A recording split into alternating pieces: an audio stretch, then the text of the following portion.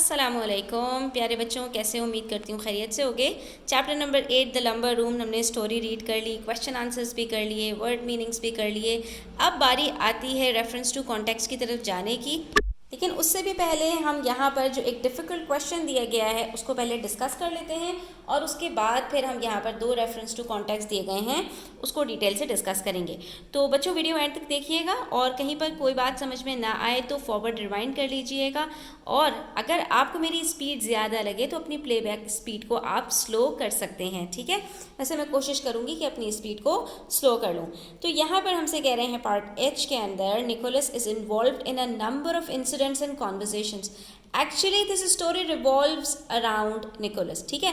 अब ये जो पूरी कहानी है ये घूम ही किसके गिर्द रही है?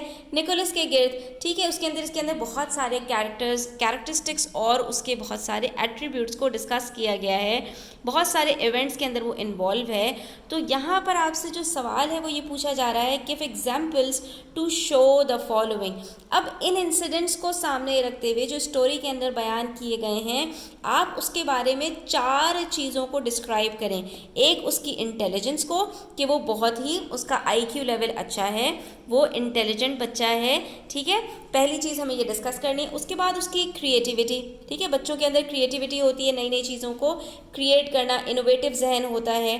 तो यहाँ पर उसकी क्रिएटिविटी किस इंसिडेंट के अंदर हमें नज़र आती है, यहाँ पर हमें वो डिस्कस करना है। उसके बाद फिर उसकी इमेजिनेशन यानी कि शायराना जो तस्वुरात होते हैं, जो ख़यालात की दुनिया में गुम रहने वाले लोग होते हैं, नए नए ख़यालात उनके दिमाग में घूमते रहते हैं, शेख चिल्ली की का पुलाव बनाते रहते हैं। तो इस तरह की चीज़ें हमें निकोलस के अंदर कहाँ पर नज़र आई उसको भी हमें हाईलाइट करना है। और नंबर 4 में हमें ये बताना है his dislike of authority.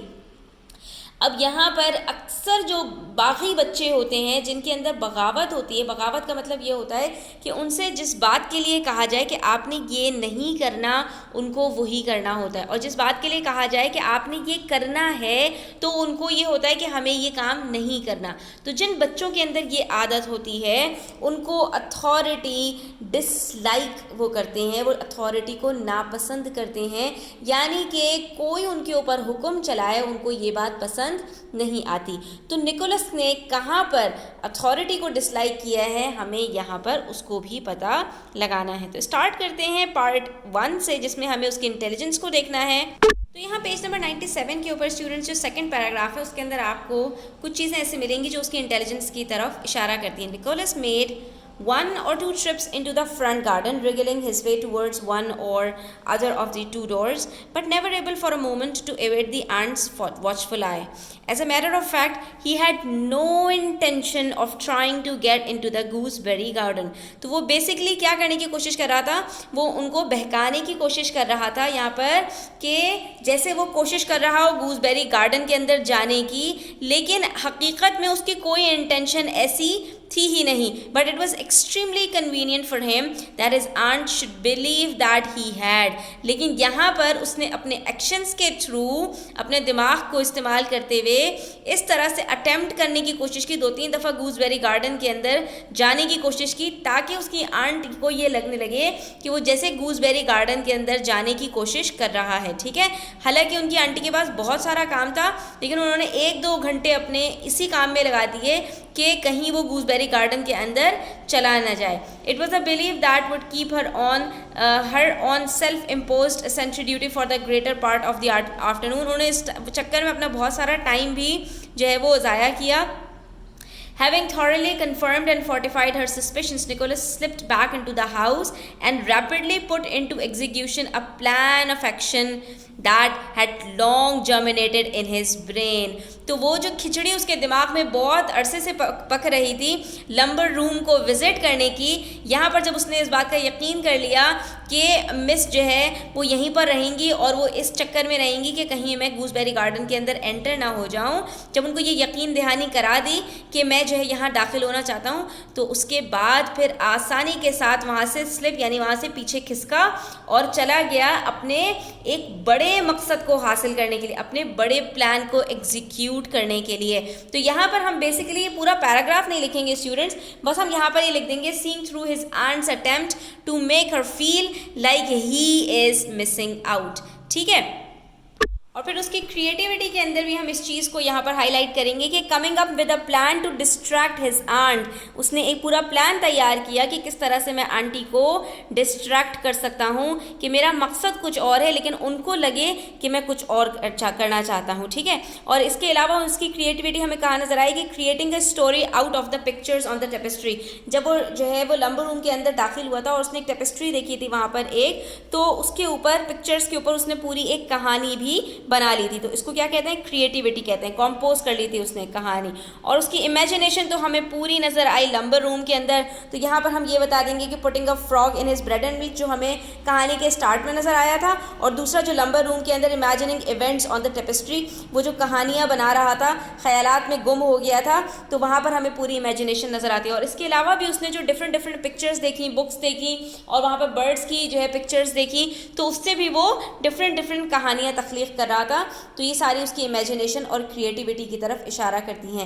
Next हमारे पास है हिज डिसलाइक ऑफ अथॉरिटी, उसको अथॉरिटी क्यों पसंद नहीं थी, तो ये हमें कहाँ पता चलता है, proving the older wiser better people wrong, वो ज़्यादातर उनको गलत साबित कर देता था कि आप लोग जो कुछ कह रहे हैं वो गलत है, ठीक है।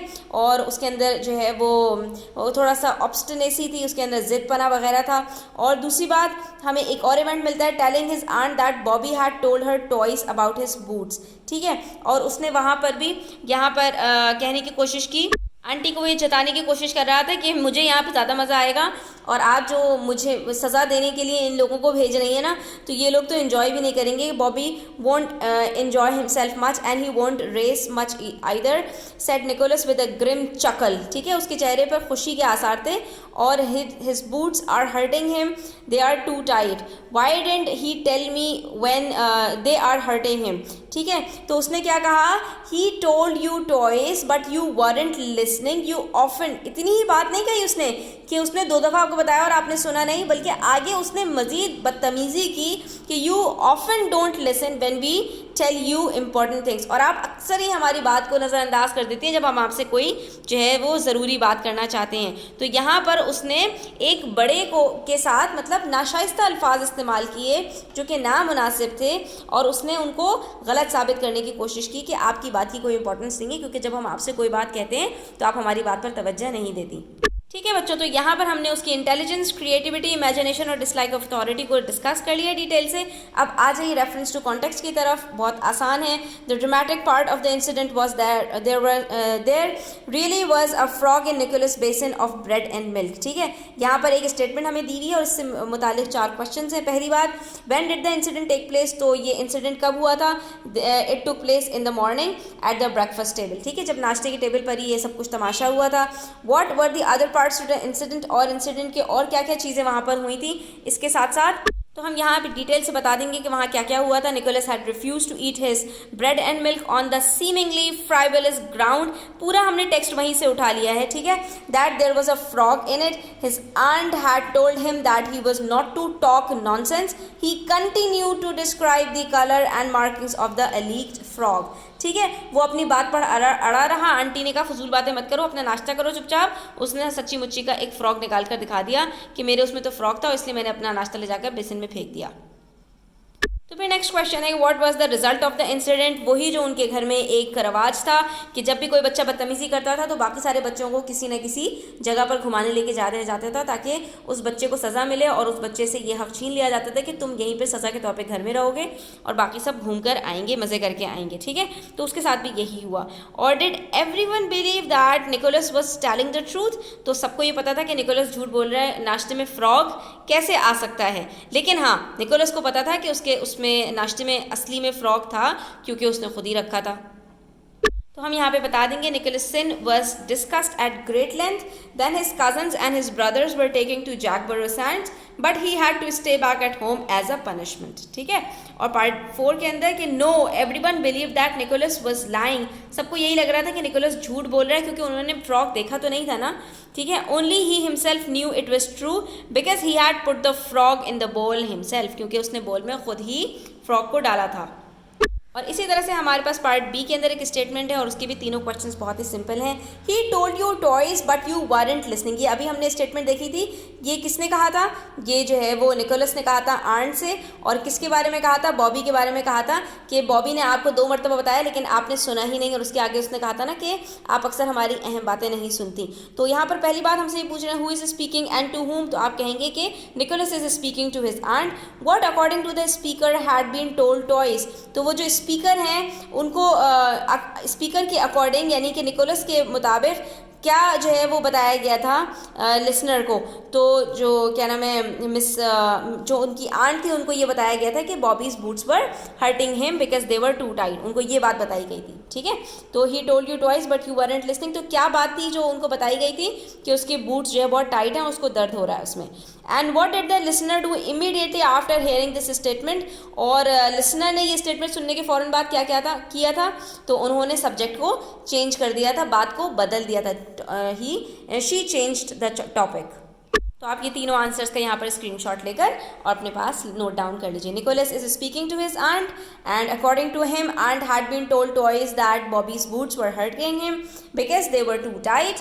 और पार्ट 3 का after hearing this statement the listener that is aunt changed the topic because she could not admit that she had been wrong। उन्होंने पहले बॉबी के ही 2 दफ़ा कहने पर बात नहीं सुनी थी, तो अब वो तीसरी दफ़ा निकोलस की बात कैसे सुन सकती थी, जबकि निकोलस डिस्ग्रेस के अंदर भी था और निकोलस वैसे ही बदतमीज़ था, तो वो उसकी बात पे कैसे तवज्जो देती, इसीलिए उन्होंने टॉपिक को ही चेंज कर दिया। तो यहाँ पर हमारा रेफरेंस टू कॉन्टेक्स्ट भी कंप्लीट होता है। स्टूडेंट्स, आई होप कि आपको मज़ा आया होगा। तो वीडियो अच्छी लगी हो तो लाइक कीजिएगा, अपने फ्रेंड्स के साथ शेयर कीजिएगा, चैनल सब्सक्राइब करते जाइएगा, अपना ख्याल रखिएगा। अल्लाह हाफ़िज़।